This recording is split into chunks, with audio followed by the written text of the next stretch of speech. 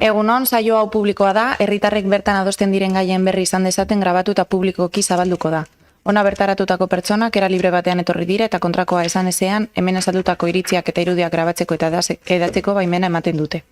La sesión tiene carácter público y se va a proceder a su grabación y publicación para generar conocimiento en la ciudadanía de los asuntos tratados en la misma.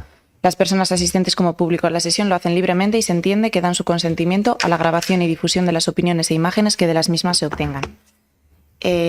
Pues el primer y único punto del orden del día es el expediente 1327/2025, dictamen favorable a la propuesta de concesión de la subvención a clubes deportivos de deportes de equipo del municipio de Zalla 2025.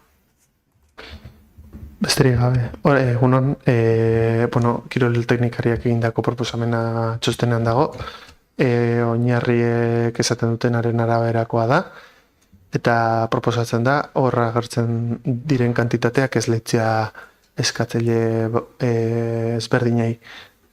Se propone por parte del técnico de deporte la asignación dineraria que consta en su informe en base a los criterios de aplicación de las bases.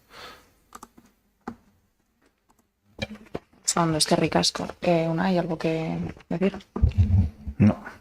Salir el informe y, bueno, se ha hecho la puntuación conforme a las bases, no tengo nada que añadir. Eskerrik asko. Rose edo Nerea.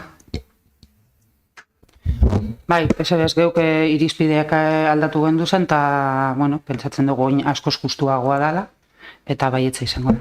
Vale, eskerrik asko. Eta Enrique? Egunon, ez. Eskerrik asko. Besterik ez badago, bozkatzera pasatuko dugu, Xabi. Vale, aldeko bozkak, votos a favor.